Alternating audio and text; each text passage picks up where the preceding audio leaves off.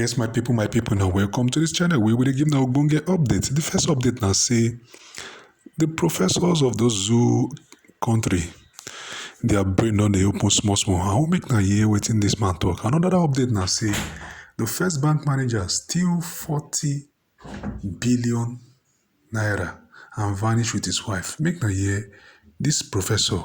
Nigeria is a fraudulent arrangement.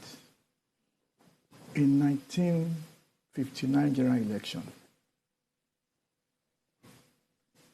the number of the electorate voters in the South was 4,600, about 4.6 million voters. And they delivered 73 plus 83. That's 154 voters. Members of the House of Rep. Whereas the North had 1.92 million voters and delivered 134 members of the House of Representatives. You know what I'm saying? 2.6 million voters delivered 81 members of the House of Rep. 1.99 million delivered 73 members of the House of Representatives. 1.92 million, the lowest, delivered 134. And we say we are running a democracy. So we have skewed our system from the beginning. But I will take you back to 1922 when Lord Lugard wrote a book called The Dual Mandate.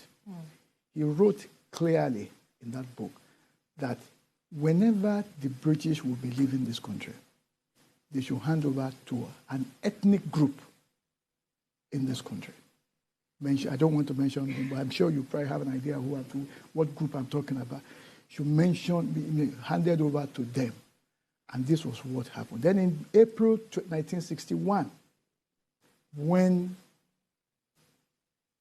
there was a plebiscite or a referendum, Northern Cameroon was to decide whether to be part of Nigeria or to go away. They decided to be part of Nigeria and added more to the skewing of the majority in the House of Representatives for a particular region of the North. The South were not so savvy, they allowed Southern Cameroon to go.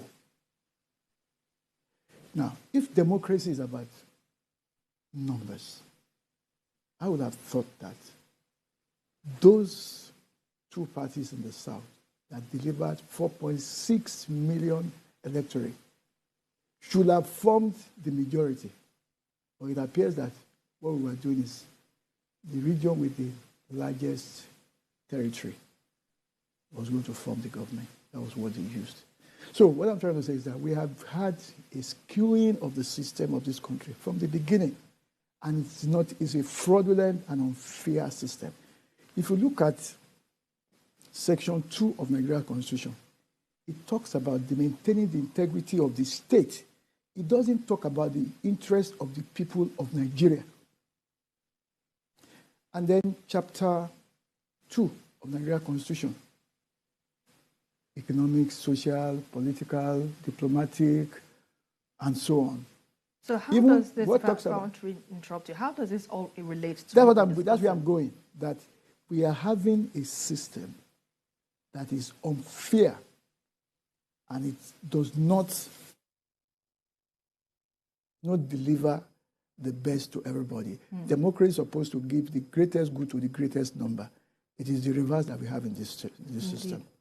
Mr. Adekunle, what do you make of these agitations we've experienced over time, and how valid are their concerns? I think I've said it, and I'm going to say it again. This problem in Igbo land is a creation of the federal government of Nigeria.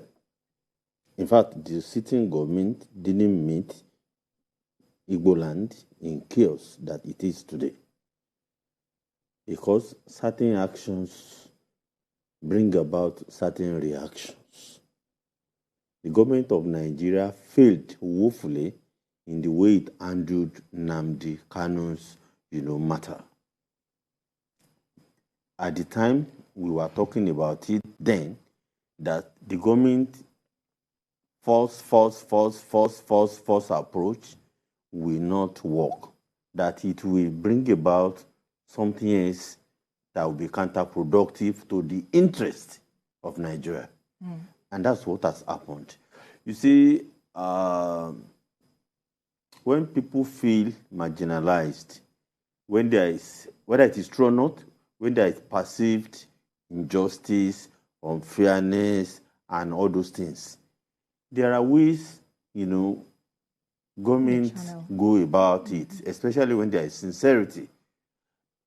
Have we seen any positive or genuine effort towards solving the problems? I have not seen any. Look at the Southeast today. It is destroyed. The economy of that region is destroyed. And we are not talking about small economy. I know Igbo land very well. Industrious, enterprising, very great people. But because of those mere agitations, that are not even new. There was Masob and Wazurike, all those. They were not a threat to Nigeria. They were not a threat to Igbo land. They were not a threat to the economy. They were not a threat to anybody.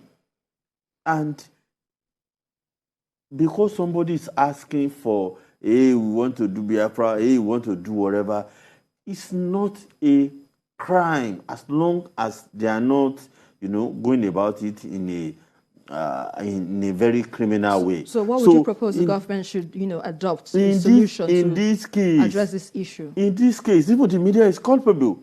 I look at it. Look at the way the media has been reporting it. How many people have signed the so-called petition and the whole media is, agog with that? So, come on, what's wrong? It is our country. Without a Nigeria, there is nobody. Whether the media, there won't be anything. 2,000 people, even 2 million people signed the petition about what? These are people that we should ignore. This government made Nnamdi Kanu who he is today. All right. Mr. Leko, if we're to look at this issue from your own end, what is the possibility of a confederation state? Do you think perhaps, that could be a solution for a diverse country like Nigeria, as we've seen in other countries around the world? Esther, I don't even think I want to answer that question. My point is this. Those who say that the unity of Nigeria is non-negotiable are forcing their opinion on us, and that is wrong. We must sit down and discuss where we want to go. Right. Whether we want to remain a unitary state as they have created, or we want to be a federal state, or we want to be a confederal system. There must be room for discussion, for negotiation. There's no room for them. Some people keep saying that the unity of Nigeria, who says that Nigeria's unity cannot be discussed? It must be discussed. So we have had how many constitutional conferences now? The last one we had was 2014. And a president says openly that he's going to gather dust on the shelf. What does that tell you? It means that there's going to be impunity and people are going to be insisting on enforcing their preferences over, well, now they say we are 216 million, over 200 to 260 million people. So few people, who are the people running this country? There are less than 1,000 people, 774 local government chairmen, 36 governors, and 1 president. Those are the people running this country. And they say that Nigeria cannot be negotiated. Who says? So we need to, let's get ourselves together. That document that they have put there, that President Buhari says will gather dust, they should pull it out. Now that he's leaving, I think he can even just be patriotic, and let's discuss this thing and let him be a parting gift for all of us. Right.